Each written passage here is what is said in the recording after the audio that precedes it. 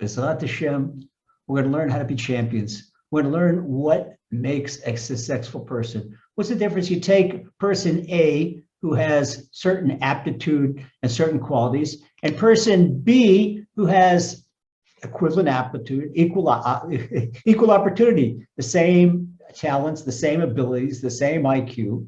How come A succeeds and B never gets anywhere? Well, if we look, they've got a secret. A has a secret. He knows how to focus on his goal. He knows how to focus, and he puts a goal in front of him, and he doesn't look to the right or the left until he reaches that goal. We're going to learn how to be champions, how to be winners, how to be successful in whatever we do. Okay. First, we have to know what is the most important thing in focusing. Is you have to first realize the time is precious. So what you want most in life? You want good health, or you want a lot of money, you want fame, you want to be famous. Okay.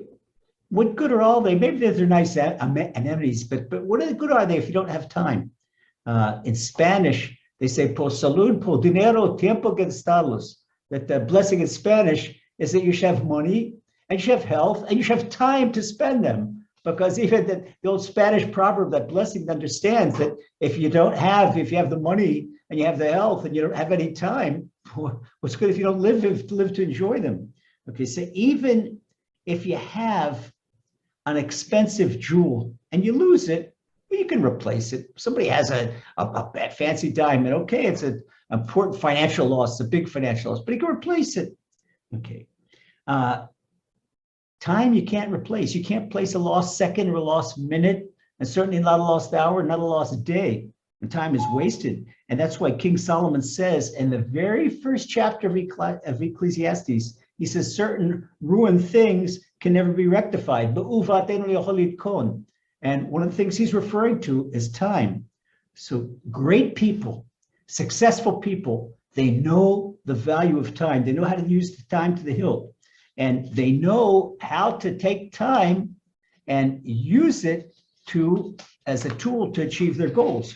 So another thing about great people think, they're unfulfilled. Great achievers, they're happy people because they're productive. People that are productive are happy. They don't have time to think about things that are depressing, and they don't have idle time. They don't have free time. They're all the time busy. They're achieving. And so they're happy. And even those who strive toward their goals, you're working toward your goal and you haven't reached it yet, still happy. Take an athlete. An athlete wants to reach a certain level and he hasn't reached that level yet, but he or she is working hard toward that level. You're working hard toward that level. It's satisfying because as long as you're making gain, maybe they haven't reached the top.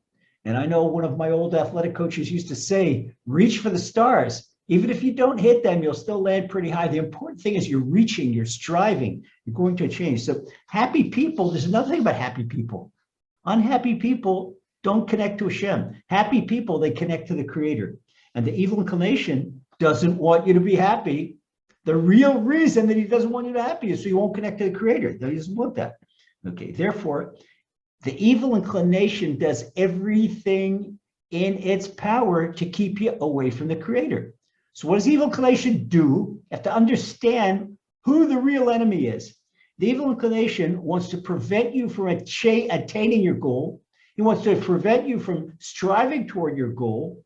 And that way you won't achieve your goal and you'll be wasting time. And you look at time, well, what I wasted my time, and you're going to be unhappy. And if you're unhappy, you're going to be far away from Hashem. Rabbi Nachman of Breslov, he told a tale about this, unbelievable tale. Rabbi Nachman told about a scene. He described a marketplace in the village on Friday morning, and everybody's busy getting ready for Shabbat, and everybody's looking at preparing. Okay, so more than a dozen women are clamoring around the fishmonger, and they all want fish for Shabbat. Okay, each is trying to purchase a fresh carp for Shabbat. Now, the fishmonger and his helper, they can barely manage. All these ladies jumping, oh no, help me, no, it's my turn, I want this fish, I want that fish. Okay, it's crazy. And he's got all these, the fishmonger, he's got all these yelling ladies around him, and it's difficult to work as it is, but it's bedlam at the village Friday morning. Everybody wants fresh. Okay, so right in the middle of this Friday morning chaos, all of a sudden comes a stranger. And the stranger, he's got his hand locked like this, as if he's got the Hope Diamond in his hand. And he says, ha, ha, ha, nobody knows what I got in my hand. Nobody knows what I got in my hand. Well, the fishmonger's helper, he looks at it, he throws down his knife and he takes off his apron and he runs outside. He starts chasing the stranger. He says, hey, mister, show me what you got in your hand. Show me what you got there. And the ladies are all curious too. They forget about buying their fish for Shabbat. And they all start running after the fishmonger's helper. And the fishmonger's helper is running after the stranger. The stranger, they got, look what I got in my hand.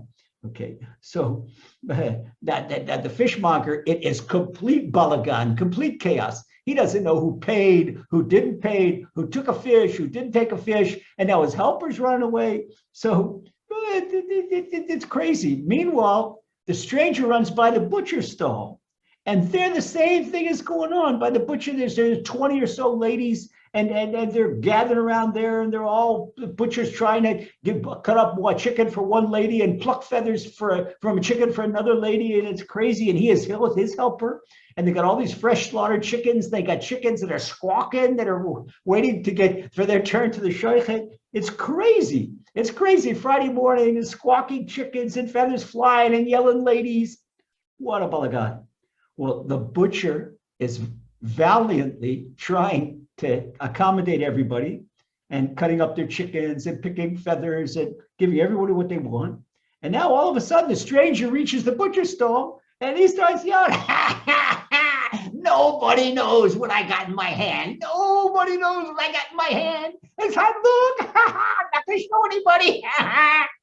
Oh, wow. But there's a half, now the butcher, now he doesn't wait for his helper. He's got this half-feathered, lifeless chicken in his hand, and he starts leaving the station. And they're the same thing. The ladies start running after the butcher starts running after the stranger. Now the butcher, the fishmonger, ladies, you got 50 ladies running after, and the butcher and the fishmonger's helper. It's crazy. And they say, mister, wait a minute, show me what you got. I gotta get back to work. Okay. But the chicken ladies and the fish ladies, they're all curious too. Nobody knows what's going on. Everybody has forgotten about Shabbat, what preparation of Shabbat. Well, it is such a hullabaloo. It is such a complete balagan, like we say here in Israel. The stranger, he's now being chased by about 60 people. And he looks over the crowd, and then he goes more, he goes past another stall, this and that. And soon he had the greengrocers and their customers, and he had the dry goods merchants and their customers, and the peddlers and the bakers and the candle makers and everybody else in the village. And the whole village, now you got more than 1,000 people running after this stranger. There's with a clasped fist, and they all forgot about Shabbat. They all forgot about potatoes and chickens and fish and everything they have to prepare, everything they have to buy. And when they get to the edge of town, and now the whole town with all the merchants and all the ladies, and all the household, and everybody's forgotten about Shabbat, and everybody's forgotten about what they have to do. And the stranger turns around and he says, ha, ha, ha, nothing, ha, ha, nothing. You know who that was? The stranger's the evil inclination. The stranger, he tricked the whole village into forgetting about Shabbat. Now they're going to go home. They're going to go back to the market. Everybody's going to be arguing. You paid, you didn't pay. They're all going to be late for Shabbat. Nothing's going to be prepared. And this is how the stranger, the evil inclination, he faced the crowd and he says, the joke is on you, you stupid nincompoops. And he looks, he says, Hashem, I did my job well. See, he did. He's the Yetzer Hara. He's the evil inclination. He did a perfect job. Now, we can all identify the stranger in Rabbi Nachman's tale. It's Rabbi Nachman's tale, but it's so very true and such an important lesson for life. Amazing. Look who causes all the chaos. It's the evil inclination. But what does the evil inclination do? He's still in our midst. Okay, well, maybe we don't go, we go to supermarket. We got everything under the supermarket. And maybe it's that here, still in Israel, there's the market. You could go to the greengrocer and the butcher and the fishmonger. We still have that. There's in Jerusalem. We have it here in Ashdod. But all over the world, people go to supermarkets. Doesn't matter. It doesn't matter. That's not the point. The point is that we have something to do right now. We have something to do right now. So the evil inclination, He doesn't come on the market on Friday morning. He comes to you every single day. He says, look what I got in my hand. But what's in his hand? Where does he run? He runs to Facebook, and he runs to social media, and he runs to Twitter, and he runs to TikTok, and he gets you on to all these stupid little films and all these things, and just to waste time and get you surfing on the web and going from this one to that one, what this one said, what that one said, and what this one about give me a like, and give me a like, and give me a smile, and give me a smile, and all types of stupid things. Before you turn around, wow, you look at the clock.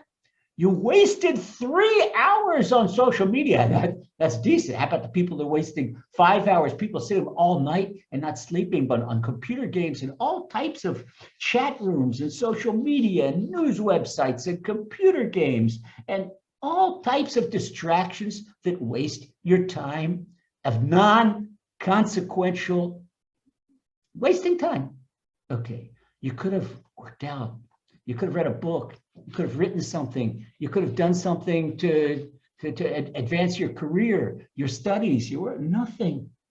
So ask yourself right now, how much time do you spend running after that stranger that's got in his hand? Oh, look what I got in my hand. What's that? If everybody says on Facebook, oh, look what I got in my hand, you got to come here.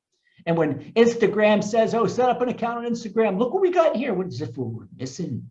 You're missing life. They want to convince you. Sometimes an email, you get an email every hour. Oh, open up an account on Instagram. Open up an account on Instagram. So what are you missing?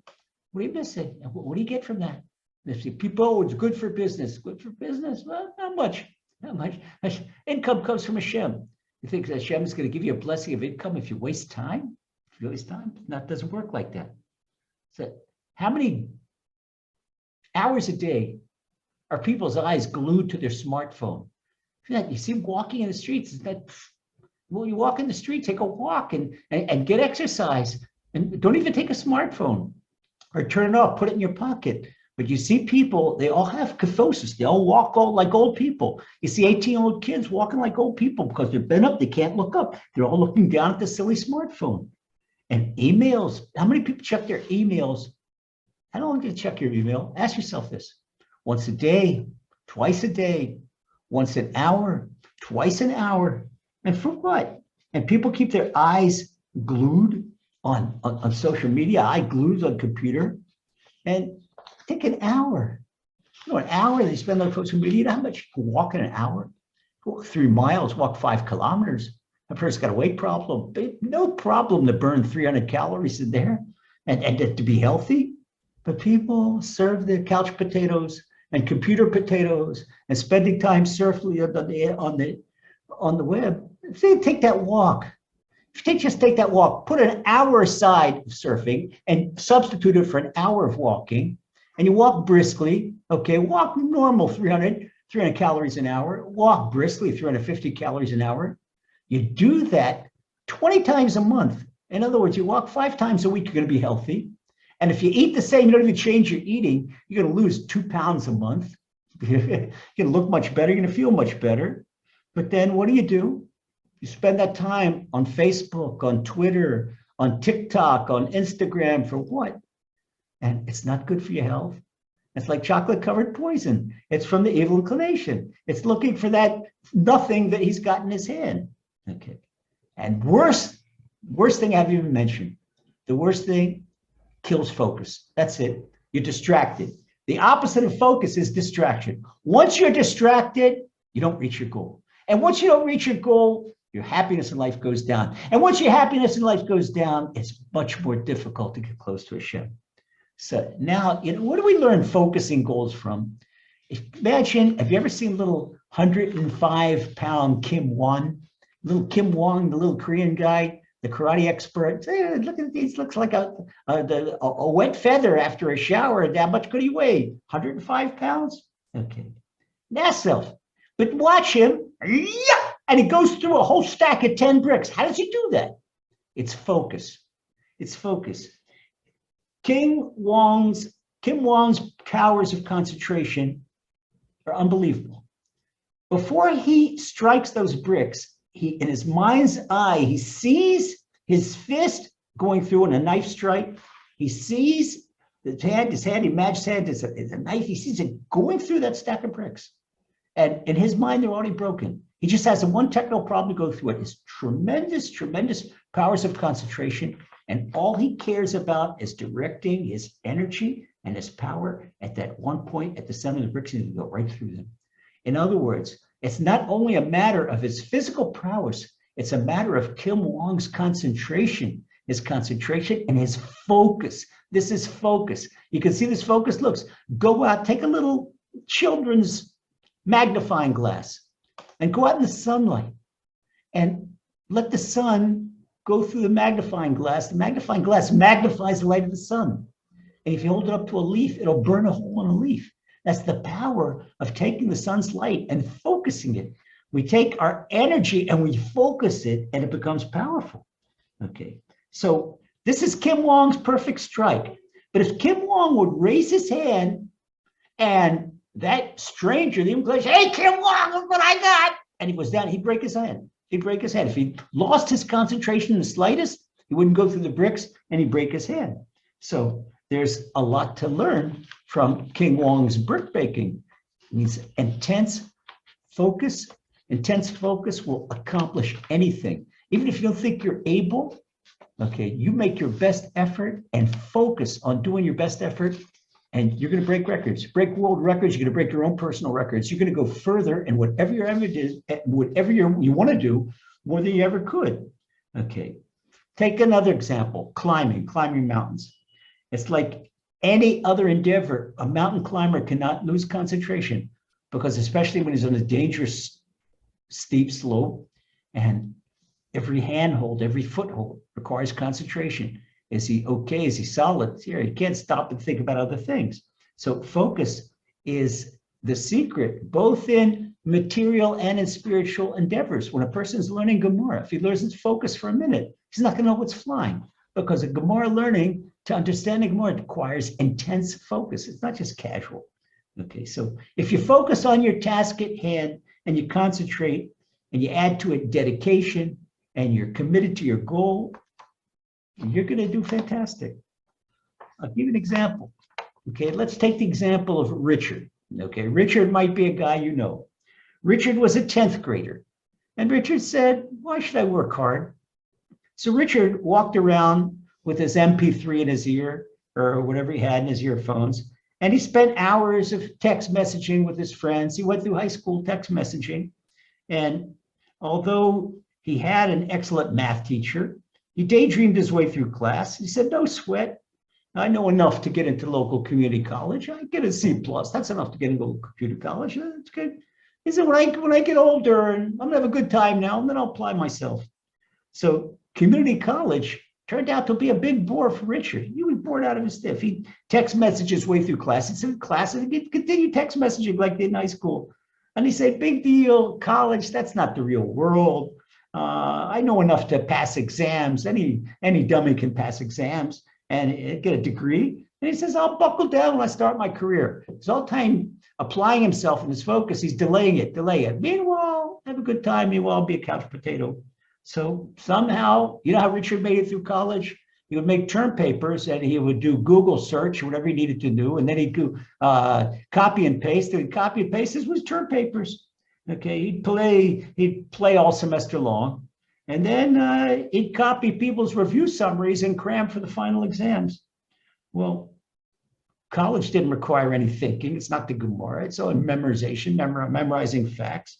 And Richard, he decided, okay, take it now and have a good time. And once I start a job, I'll start working hard.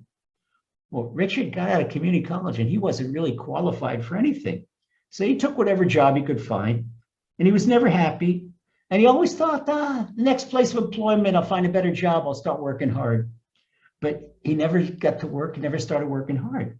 So Richard's apathy and his laziness and his lack of focus, he finally found a girl he liked and he married her.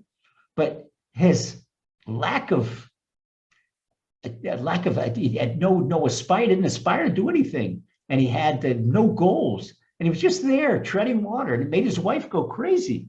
And she couldn't contain herself. And she'd yell at him all day long. So the marriage lasted for 5 months. He couldn't stay married. But Richard's second wife, he got a perfect match. He got a woman that procrastinated just like him, and she was just lethargic at him, and she spent all day long, and she would eat granola bars and sit in front of Facebook. And on Wednesday night, the dishes from last Shabbat were still in the sink, and candy bar wrappers were all over the floor, and empty Coke bottles. Well, today, Richard is pipe dreaming that his third wife will keep a neater house. Well, Richard, he couldn't break a brick in a million years. Now, Richard, he's a loser, yeah? What does your mind? Do you know anybody like Richard? I'm sure you know somebody like Richard. How many people say, hey, the heck with today? Well, I'm going to do the heck with tomorrow. I'm going to enjoy myself today. A lot of people say that. But anything that's inconsequential doesn't last. Think of something moving that you saw some gossip on the Facebook last week or last month or whatever. And does it help your intelligence, or your income, or your closeness to Hashem? Nothing, not at all. It's inconsequential. And it certainly doesn't help you reach your goal. So because our achievements are truly lasting, you finish a tractate of Gemara, that's yours forever. You achieve an achievement, even simple. You walk 3 miles today. You walk 3 miles, that's yours. You burn those calories. You've toned your muscle. You walk, that's your achievement. That's it. You can mark it down. Boom, today on the 21st of February, I walked 3 miles. That's also an achievement.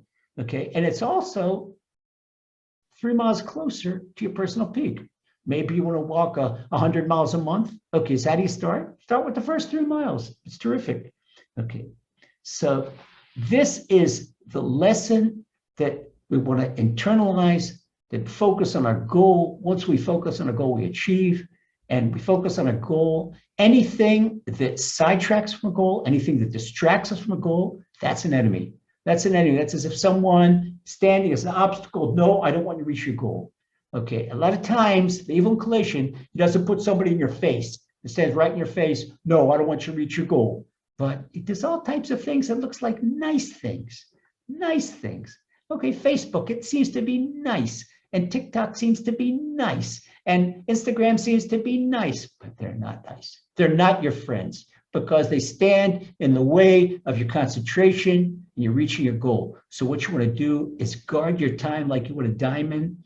Focus on what you need to do. Remember the lesson of Kim Wong and go through those bricks.